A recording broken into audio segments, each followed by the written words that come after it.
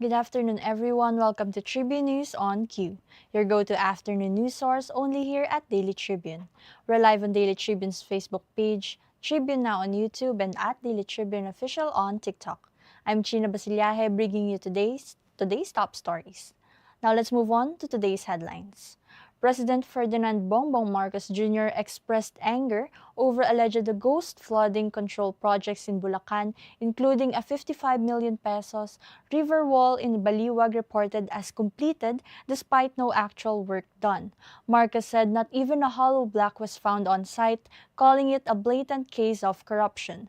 The project was flagged through the Sumbong sa Pangulo.ph portal, and this comes as DPWH revealed 5.9 billion pesos worth of similar ghost projects in Bulacan.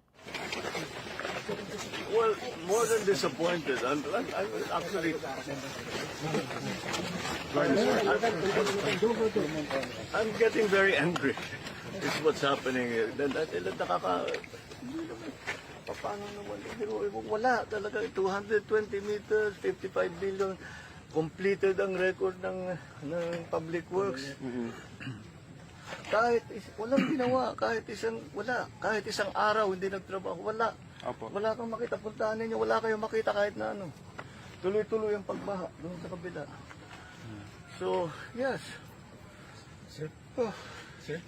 If all of these projects were properly executed and implemented, ang laki nang nawala na problema sana sa atin at sa mga taong bayan. At saka mas magiging maayos hanggang irrigation, hanggang water supply, fresh water supply for households.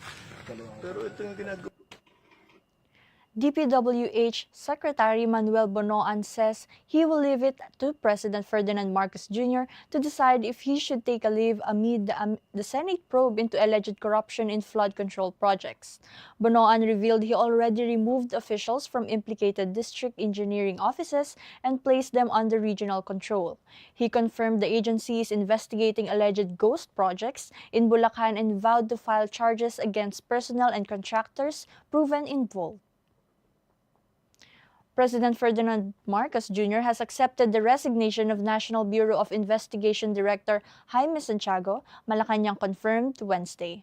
Palace Press Officer Undersecretary Claire Castro made the announcement but gave no details. Santiago filed his irrevocable resignation on August 15, citing relentless efforts by detractors with sinister interests to tarnish his name. The move ends Santiago's brief tenure at the Bureau as the palace has yet to announce his successor. Senators Erwin Tulfo and Jinggoy Estrada vowed that politicians tied to anomalous flood control projects will soon be identified in Senate Blue Ribbon hearings.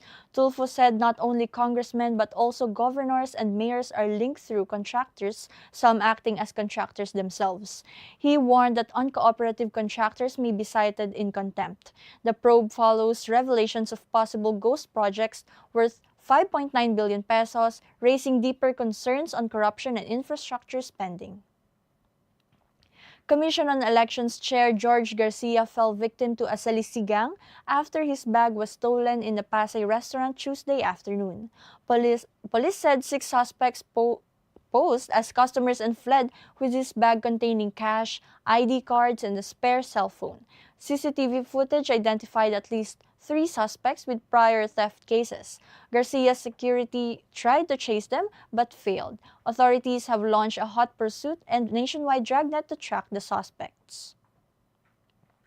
The Bureau of Internal Revenue has filed tax evasion complaints against 75 illicit vape retailers and sellers involving 711.3 million pesos in unpaid taxes.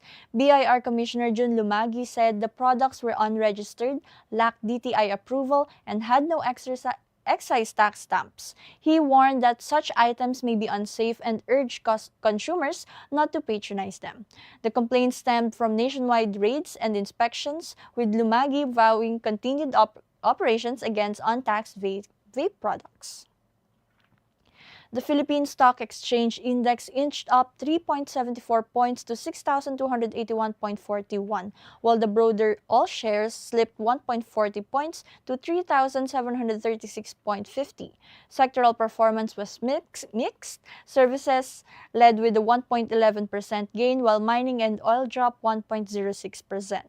Among the most active stocks, Converge surged 5%, ICT rose 2.02%, and Jollibee gained 1.31%. However, SM dipped 1.51%, while Plus lost 3.5%. And for our sports update, former WBC middleweight champion Julio Cesar Chavez Jr. has been jailed in Sonora, Mexico, following his deportation from the United States. President Claudia Sheinbaum confirmed the 39-year-old faces charges of arms trafficking and organized crime allegedly linked to the Sinaloa cartel. Chavez Jr., son of a boxing legend Julio Cesar Chavez, was detained after his July fight with Jake Paul. His lawyer and family denied the accusations. Prosecutors say investigations are ongoing. K-drama fans, mark your calendars.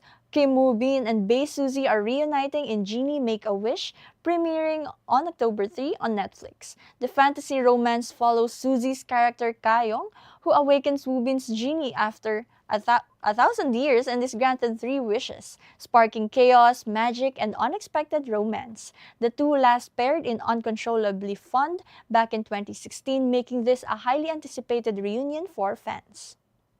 And Tribune Did You Know, marked every August 20, it honors Sir Ronald Ross's 1897 breakthrough proving mosquitoes transmit malaria, a discovery that revolutionized global health.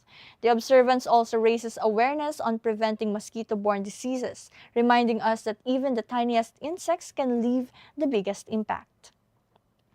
And viral on social media with 2.2 million views and over 400,000 likes, the video of a baby who could easily win the title of Most Attentive Kid.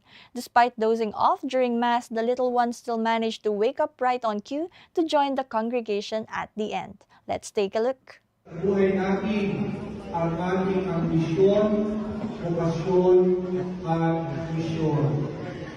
Salamat sa Diyos.